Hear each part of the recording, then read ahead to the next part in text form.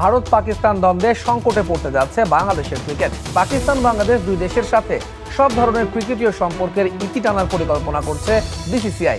যদি সত্যিই এমন হয় তবে বিসিবি ও পিসিবির মোট 504 কোটি টাকারও বেশি ক্ষতি হবে। যদিও বাংলাদেশের চেয়ে পাকিস্তানের অর্থনৈতিক ক্ষতির পরিমাণ হবে প্রায় দ্বিগুণ।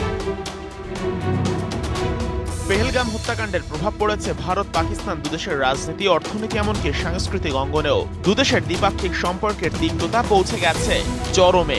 রাজনীতির বাইরে সবচেয়ে বেশি প্রভাব পড়েছে ক্রিকেটীয় সম্পর্কে।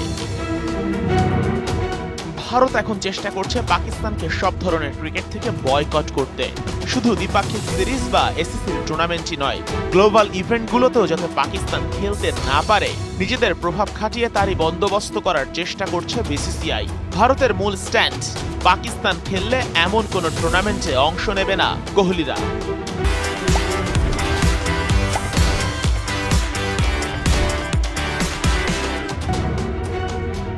ভারতীয় গণমাধ্যমগুলো বলছে, যেহেতু আইসিসির 80% রেভিনিউ আসে ভারত থেকে, তাই অনেক ক্ষেত্রে বিসিসিআইয়ের অযৌক্তিক দাবিও বাধ্য হয়ে মেনে নিতে হয় ক্রিকেটের সর্বোচ্চ সংস্থাকে।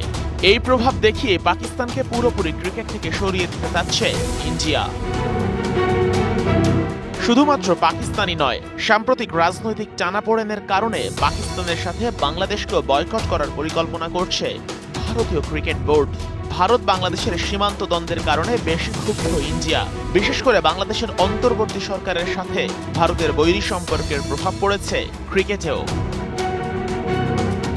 ভারতীয় গণমাধ্যমের দাবি, যদি বাংলাদেশ এবং পাকিস্তান দুই দেশকে বয়কট করে ভারত, তবে পিসিবি ও বিসিবি মিলে দুই বোর্ডের মোট 350 কোটি রুপি ক্ষতি হবে। টাকার অঙ্কে যা 504 কোটি। আর সত্যি যদি এমন হয় তবে বাংলাদেশের ক্রিকেটের জন্য হবে বড় ধাক্কা।